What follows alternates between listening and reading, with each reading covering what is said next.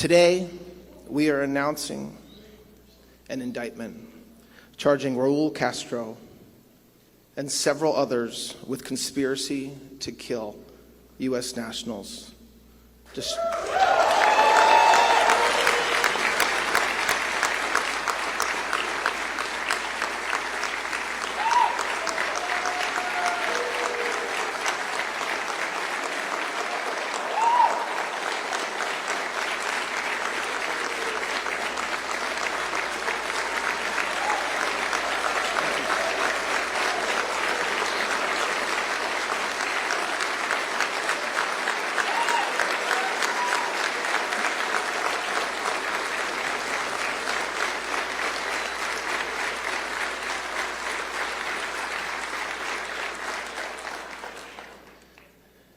Mr. Castro and the others are charged with additional crimes as well, including destruction of aircraft and 4 individual counts of murder.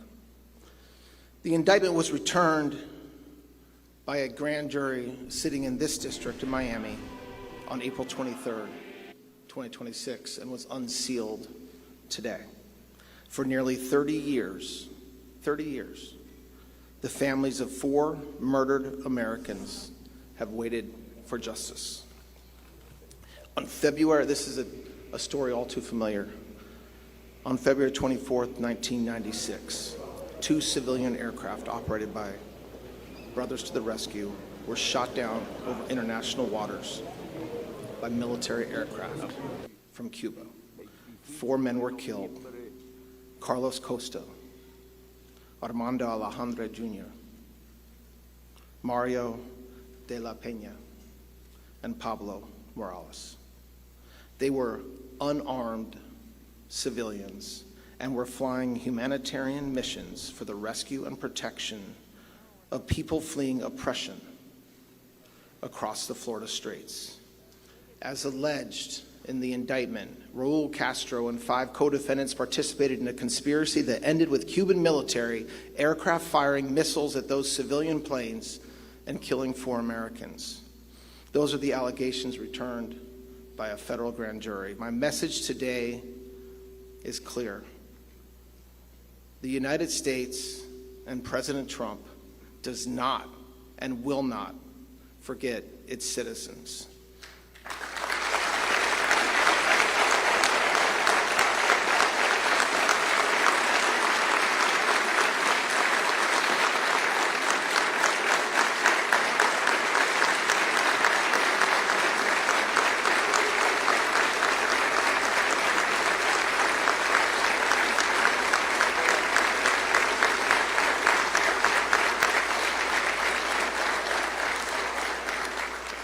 I want to say that we also do not forget the families, the loved ones, and the friends who have carried grief and heartache for 30 years. For the first time in nearly 70 years, senior leadership of the Cuban regime has been charged in this country, in the United States of America, for acts of violence resulting in the deaths of American citizens. Nations and their leaders cannot be permitted to target Americans, kill them, and not face accountability. President Trump is committed to restoring a very simple but important principle. If you kill Americans, we will pursue you, no matter who you are, no matter what title you hold, and in this case, no matter how much time has passed. I want to thank, and everybody in this room should thank, the FBI, the prosecutors, and the agents who worked on this matter. It includes the intelligence community and our federal and state law enforcement partners. They did the work here, so thank you.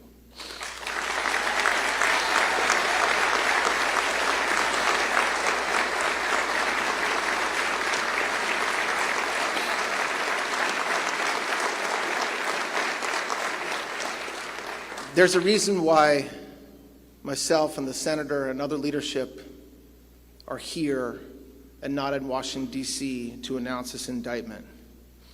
The community here, you all, understands the history of the Cuban regime better than anyone in America. Many families here know the cost of oppression. I've heard stories over the past week and past months. every one of them heartbreaking. They know that the pain caused by the regime did not stop at the island's shores. And today's indictment, while it does not bring back the murdered victims, it makes a statement. The United States government has not forgotten these innocent men who were shot out of the sky. And as in every criminal case, the defendants are presumed innocent until proven guilty by a jury of their peers. But today, the Department of Justice has taken an important step and brought this indictment. I'm proud to stand here on this podium with U.S. Attorney Jason Redding Quinones to my right, Chris Rea, Deputy Director of the FBI. You're gonna get to clap. You're gonna get to clap for Jason in 20 seconds. Chris Rea, Deputy Director of the FBI, and James Utheimer, the Attorney General of this great state.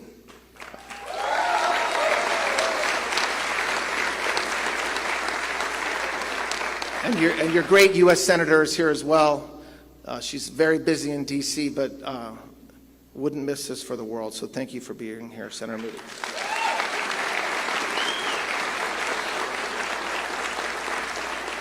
So I want to thank Jason for his leadership down here in Florida. He's doing a great job beyond today, and I'd also ask him to replace me at the podium to say a few words. So thank you, Jason, very much.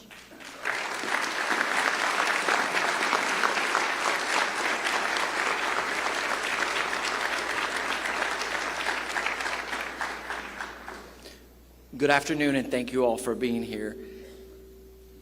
It may sound a little repetitive, some of the things we're saying, but they're worthy of saying twice, 3 times, 100 times. So bear with us. For nearly 70 years, the communist Cuban regime has acted with impunity in its systematic repression of its people. And for the last 30 years, this regime's senior leadership has gone unchallenged for its murder of 4 Americans. Today, the United States announces a historic indictment charging Raúl Castro and 5 co-defendants for their roles in the February 24th, 1996 shootdown of 2 brothers to the rescue.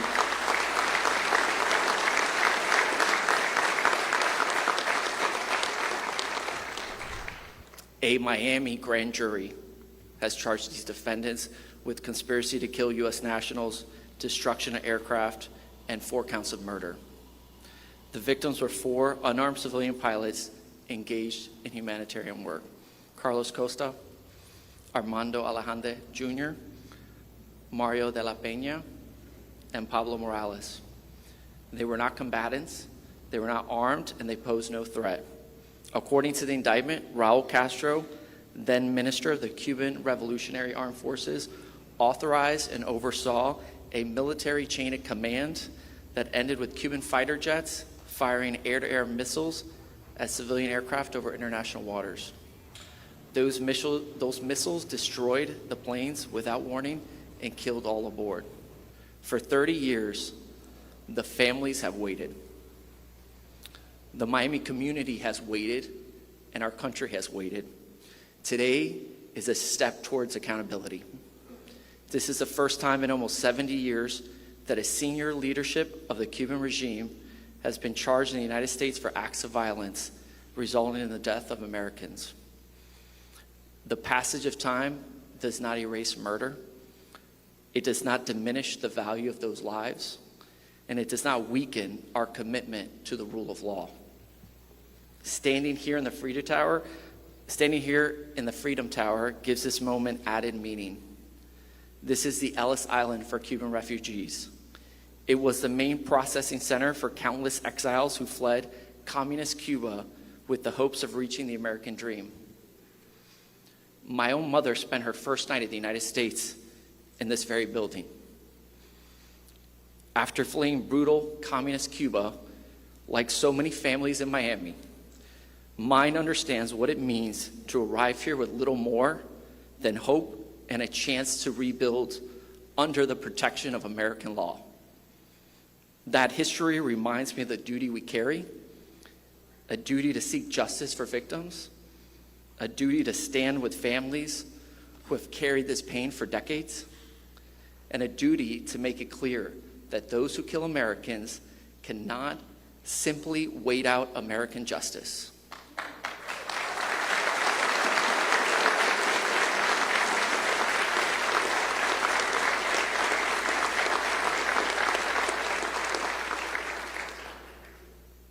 Today's date, May 20th, also carries deep meaning for the Cuban people. It is their 4th of July. It marks Cuba's independence from colonial Spain. It reminds us that the pursuit of freedom, dignity, and accountability spans generations and still lives alive and well in the heart of the Cuban community. Today's indictment is one part of that long effort. When I came into office in August of last year, I made reviving this case a priority. And I want to thank the team that made it happen. My first assistant, U.S. Attorney Yara Lorenzo Kalukas.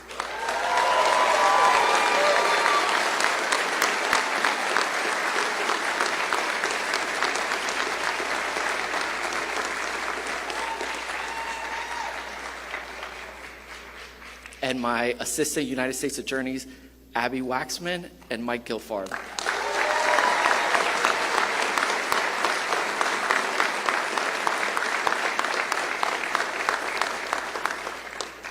In conjunction with FBI Miami's Cuba squad, which we're not going to name or show their faces, for their commitment and drive to seeing this case through. It's incredible work. I also want to thank Mr. Attorney General for his incredible support and steady leadership of the department. And before I conclude, I also want to acknowledge the assistance of Florida Attorney General's office. Attorney General James Upmeyer and his team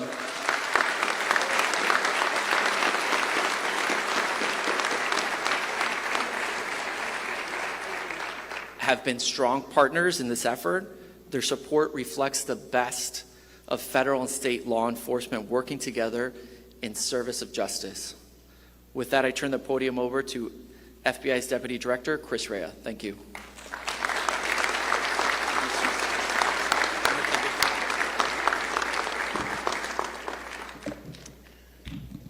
All right, good afternoon, everyone. Before I begin, I specifically want to thank the Attorney General and, of course, the U.S. Attorney here for allowing me to speak to you all today. And I also want to thank you all for giving me the opportunity to showcase the small part that the FBI played. As was stated, today marks a significant moment in a long, long journey for justice.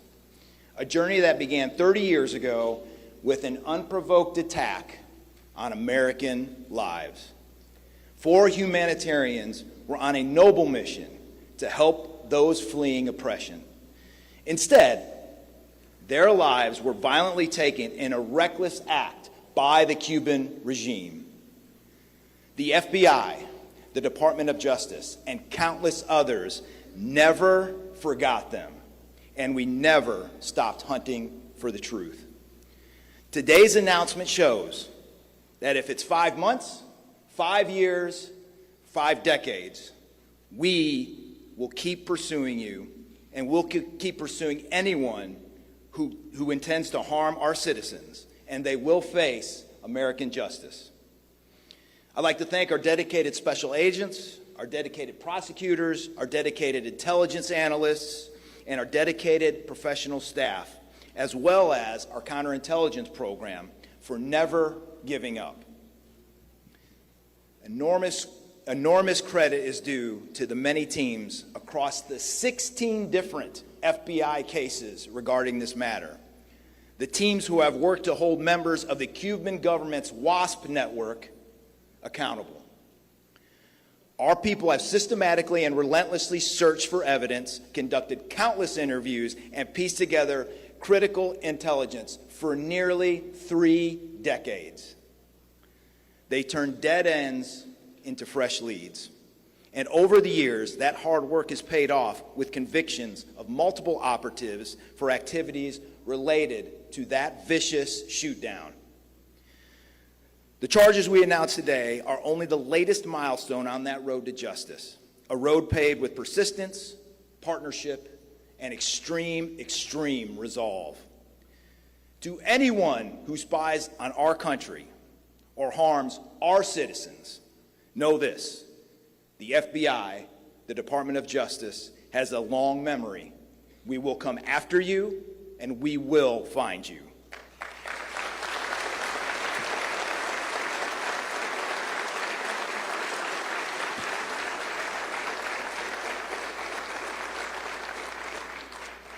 As I close, I'd like to close with a personal anecdote, as this is deeply personal to me. You see, I was a former member of the United States Coast Guard right here in Miami Beach in Key West, Florida in the 1990s. I conducted numerous humanitarian missions with my fellow Coast Guardsmen, rescuing Cuban citizens who were just trying to find a better life. I also was fortunate enough to act as security during remembrance ceremonies held at the 12 nautical mile limit just outside of Cuban territorial waters. I served on Coast Guard cutters that provided the security to the friends and family who were just trying to remember their lost loved ones. So for me, today brings everything full circle. So in that vein, we dedicate all 3 decades of casework to the memories of the loved ones lost that day. To the victims' families and friends, we stand with you as we hold those responsibilities to account. Now, I'm going to turn it over to the U.S. Senator of this great state, Senator Moody. Thank you.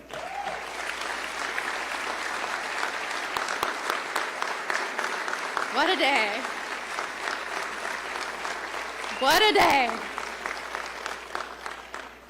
3 months ago, I joined you on the anniversary to mark the killing of Carlos, Armando, Mario, Pablo, and I said it was not a cold case. It was never a cold case. It was never a whodunit. We always knew who was responsible for the killing of those young men. That was 3 months ago. And I am so proud to join you today to say we're finally bringing justice to those families, and not just those families. Everyone sitting here today for the past 30 years who have kept this case hot, who have met with me as the Attorney General, who repeatedly met with law enforcement, who repeatedly met with leaders, so many who came together and kept that case hot, like those that are no longer with us, like Lincoln Diaz-Balart. He would be right here in the front row today.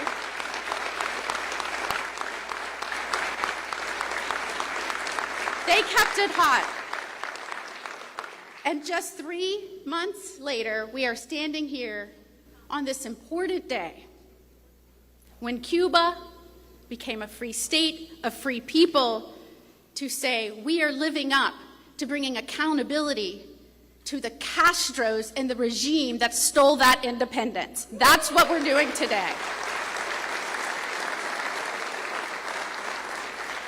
It's an honor to be here today with our acting Attorney General Todd Blanche as the indictment is unsealed against others, but particularly against Raúl Castro for his role in the Brothers to the Rescue murders.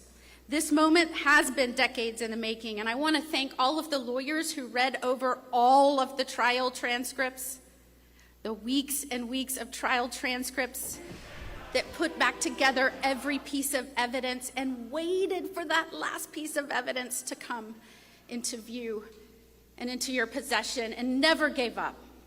And never gave up.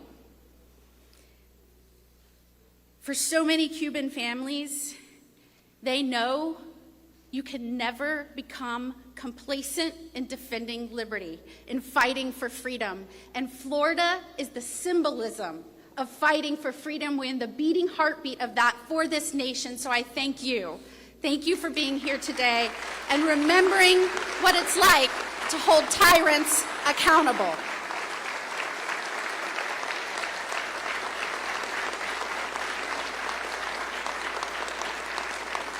And it is why I applaud the Department of Justice for bringing these charges. You know, previous administrations, as those of you met with leadership, reminded them of 30 years ago what happened, previous administrations would release the one person we convicted related to it. Maybe even go down there and go to a baseball game. The last administration decided we were going to, I don't know, relax our banking restrictions or whatever.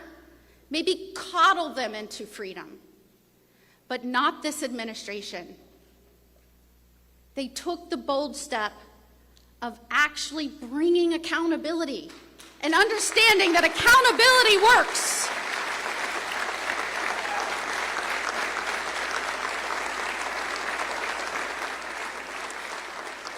So we thank President Trump for recognizing that, for being brave and bringing justice for these four men, for their families, and indeed for freedom. And I want to tell you, when Governor DeSantis appointed me to be your newest United States Senator, he did so and said, I want you to take everything you know about this state, every person you've met with, everything you've learned, every battle you've fought to make Florida what it is, take that to Washington and let's get things done. And I am so proud to be here today to say we got things done.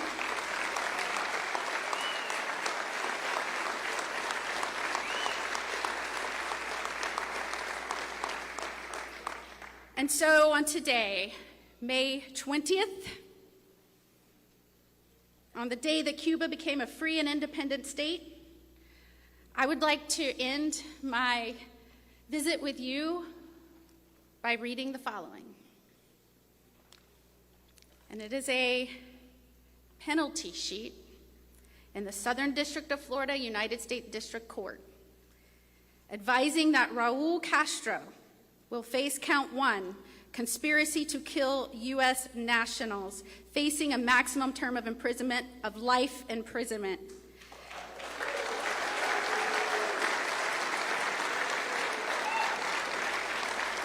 Counts 2 and 3, destruction of aircraft, facing a maximum term of imprisonment on each count of up to 5 years in prison.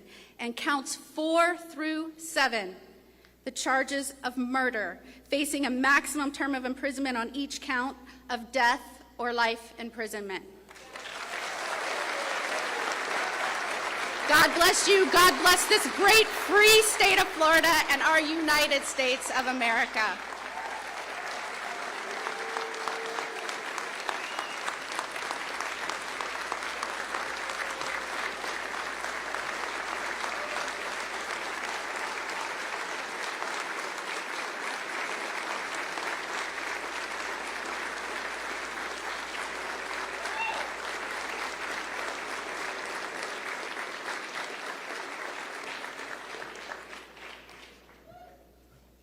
Good morning. It's an honor to be here and support Attorney General Blanche, Senator Moody, and your great United States Attorney, Jason Redding Quinones.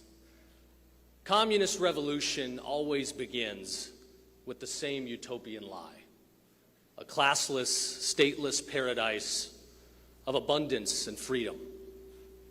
But we know the reality. In reality, there is no abundance, nor freedom.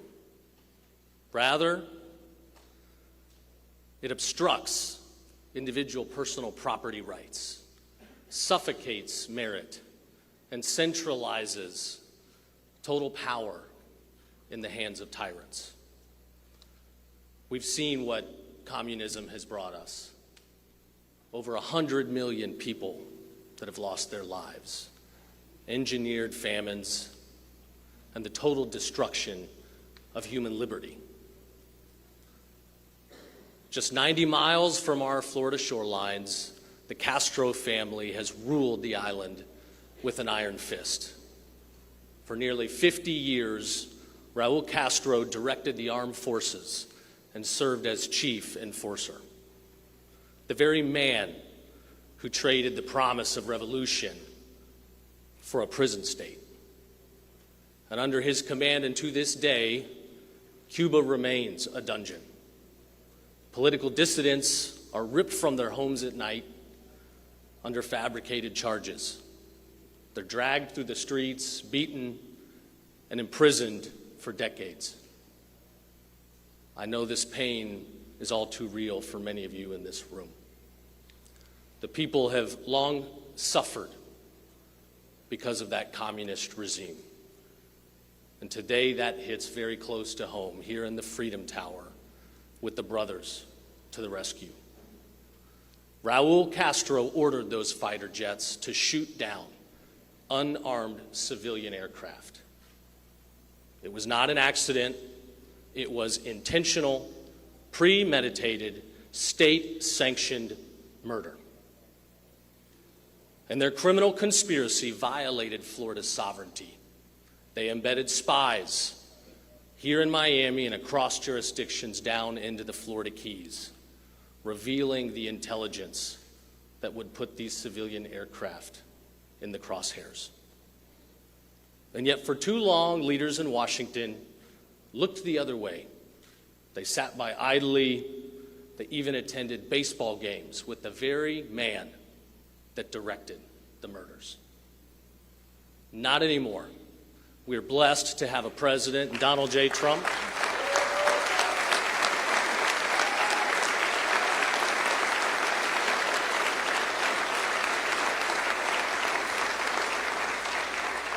We are blessed to have a president in Donald J. Trump who will not bend the knee for communist tyrants.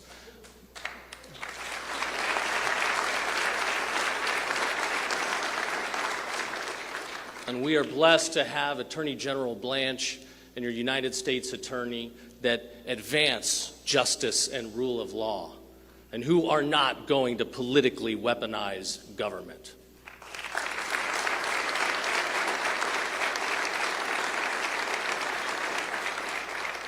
It's an honor to support them in this endeavor. Last year, right after I took office, I directed our prosecutors to reopen the investigation into the Castros and these murders. Working hand in hand with the U.S. Attorney and supporting his team, we are today one step closer to advancing justice.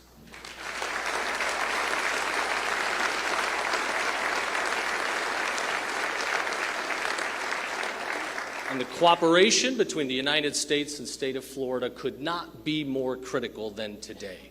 Americans deserve justice. Floridians deserve justice. The family members of these men that lost their lives, they deserve justice. Now, going forward, let me be crystal clear. There can be no future for a free Cuba so long as the Castros and their criminal gang of thugs remain in power.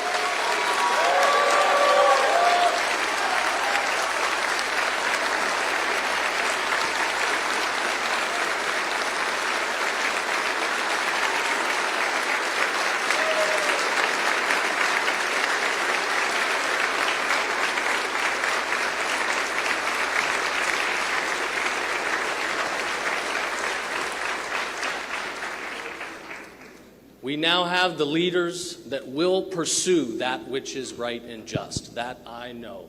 So get ready. There's more to come. God bless America and God bless the free state of Florida.